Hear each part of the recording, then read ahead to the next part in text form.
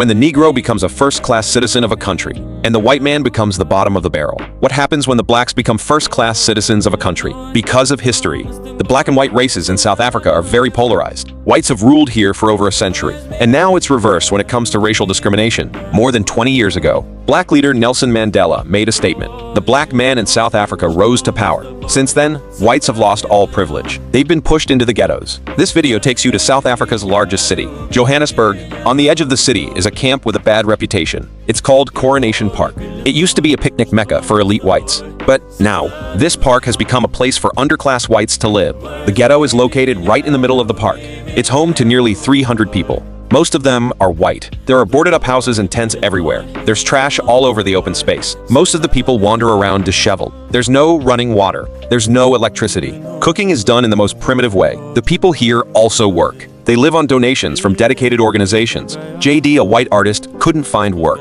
He brought his wife, son, and mother here last month. He's forced to live with dozens of stray animals every day. In the past, we often see slums, mostly black people. It's hard to imagine a poor white neighborhood like this. As for why they're here, it's not that they are lazy and don't want to work. It's because it's hard for whites to find work in South Africa. They're discriminated against by the local government, these seemingly poor whites. In fact, they are all descendants of Dutch colonizers. Their ancestors persecuted the blacks very badly, even worse than pets. During apartheid, they saw themselves as the superior race. They hijacked better jobs and education, created a super-rich white elite. Negroes who violated segregation were put in this prison. Nelson Mandela was once incarcerated here. White cops would make black prisoners strip naked. They would make them strip naked, spread their limbs. They'd slap their hands above their heads. Then, they'd jump back and forth. This humiliating dance was for both men and women. If they resisted, you'll be locked in this cramped, dark room. There are no beds. You have to lie on the floor. It's like lying in a tomb. You're locked up for 23 hours a day,